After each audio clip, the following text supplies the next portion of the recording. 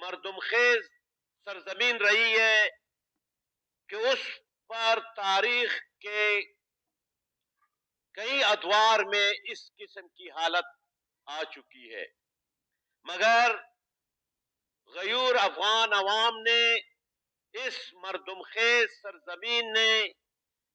ہر قسم کے حالات کا مقابلہ کرتے ہوئے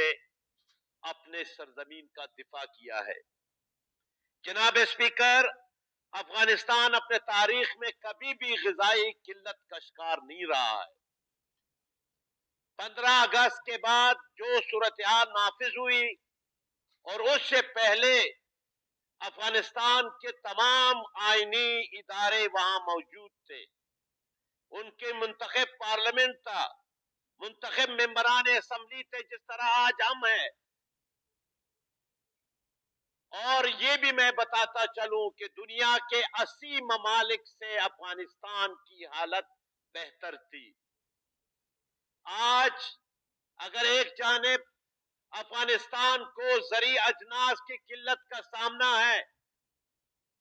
تو اس سے یقیناً یہ دنیا کا فرض ہے، تمام دنیا کا، کہ جس نے افغانستان میں وہاں دنیا جہان کے قوتیں آئیں اور دنیا جہان کے دہشت گردوں کو لا کر کے افغانستان کو تباہی و بربادی سے دوچار کیا تھا، ان کا فرض بن رہا ہے کہ وہ افغان عوام کی مدد کرے۔ جناب اسپیکر، آج سب سے بڑا اہم مسئلہ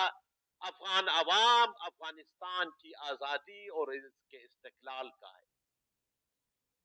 تمام دنیا کو اور بالخصوص ہمسایہ ممالک کو یہ گارنٹی دینی ہوگی کہ افغانستان کی آزادی اور اس کے استقلال،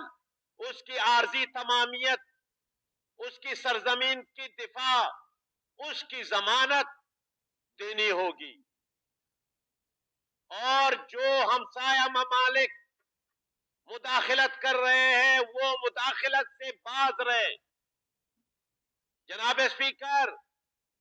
آج سے 1931 میں جب شاعر مشرق ڈاکٹر سر اقبال گئے تھے افغانستان، اور آج بھی ان کے بہت سارے کتابیں بھری پڑی ہے افغانستان سے متعلق، وہ کہتا ہے کہ آسیہ یک پہ کرے آب و گلس، ملت افغان درا پہ کر دلس، اس کشاد او کشاد آسیہ، اس فساد او فساد آسیہ۔ جب اس ملک کے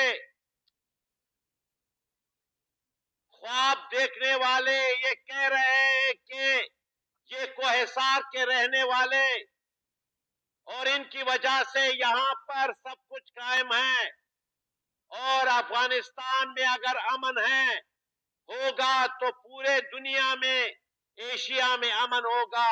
اور اگر افغانستان میں امن نہیں ہوگا تو پورے خطے میں امن نہیں ہوگا۔ اور آج 40 سال کے بعد بھی ہمارے آج کے حکمران اور کل کے حکمرانوں نے، اور بالخصوص فوجی آمریت کے دور میں، جنرل ضیاء کے دور میں جو پالیسی اختیار کی گئی، دہشت گردی کی پالیسی، افغانستان کو 5واں صوبہ بنانے کی پالیسی، اس نے اس تمام صورتحال کو جناب اس نہج پہ لایا کہ آج ہمارا ملک بھی دہشت گردی سے محفوظ نہیں ہے۔